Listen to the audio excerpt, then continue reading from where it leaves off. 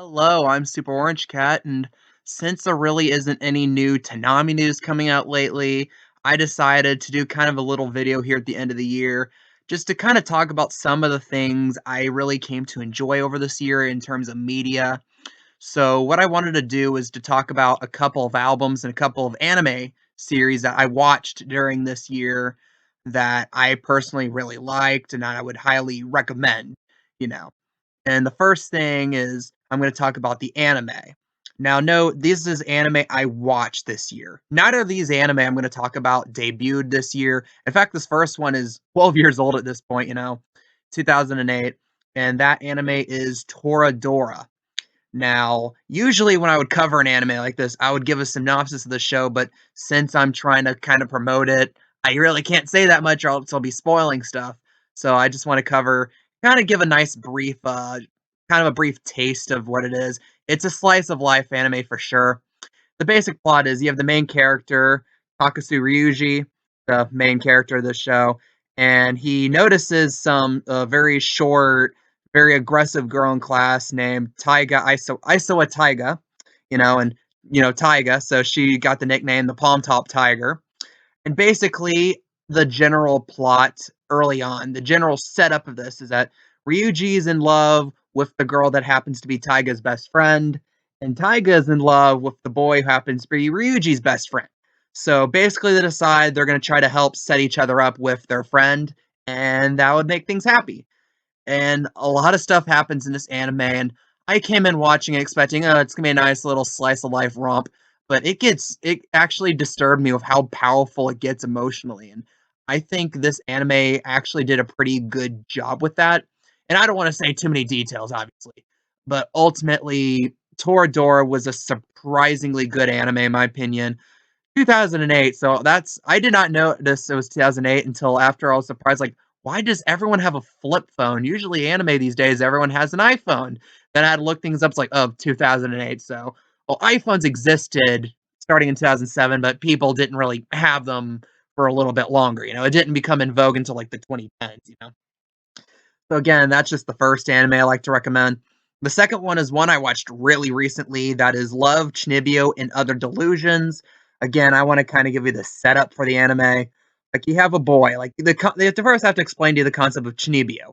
Chunibyo is like that edgelord phase you have in middle school, where you think you're like a demon slayer or something, and you like kind of pretend life is more interesting than it isn't. And it's usually like the type of thing introverted people do. It's kind of like the whole stereotype. You don't really have any friends, so you kind of pretend the world is more interesting than it is. Now, basically, you have the main character. The main character had this phase and was known as the Dark Flame Master. And honestly, when I heard that, I thought he was trying to be like Hiei from Yu Yu Hakusho, and there's some similarities, like especially how he's focused on using his arm. But again, and then there's the girl who lives above him named Takanashi Rika, and she thinks she's the eye of the wicked lord. And basically the whole early concept of it is basically she's kind of trying to drag him into her world, because basically the whole kind of thing's like, well, she doesn't have that many friends, and this guy, long story short, she knew, or her older sister knew that he had this phase. So Rika is like really into it. She knows about the Dark Flame Master and is like really wants to like him to get back into this Chunibyo phase, but like it's an embarrassing phase for him, so he doesn't want to go into it.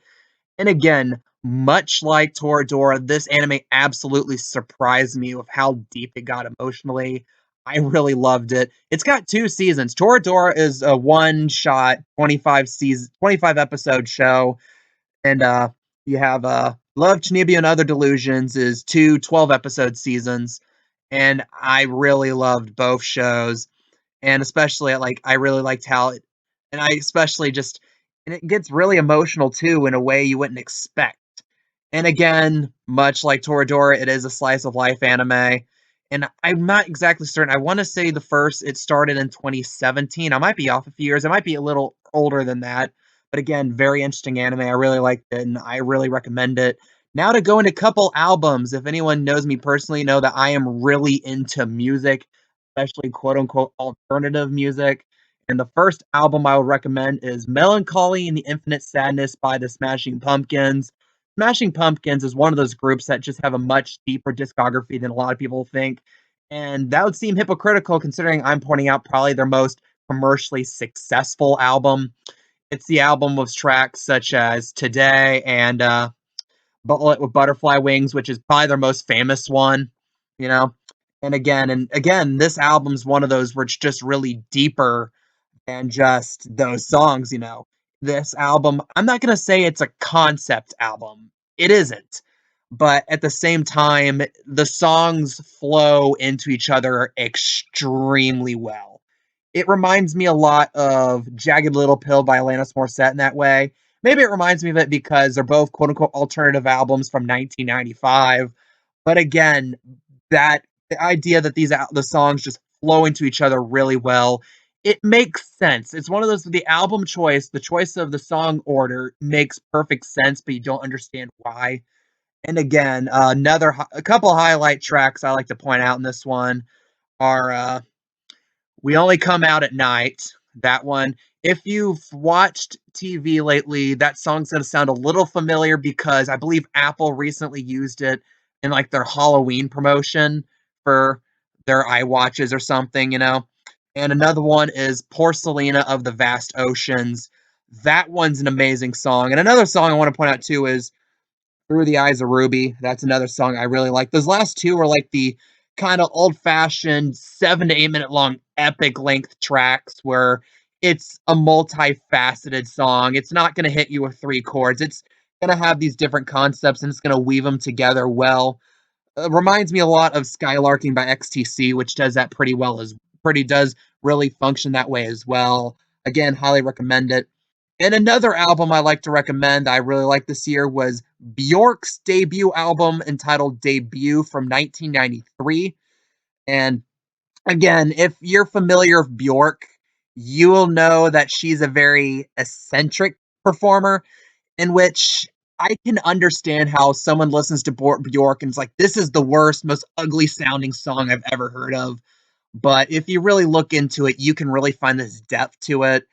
For example, I think the most notable track, in my opinion, in this song is the track Venus as a Boy.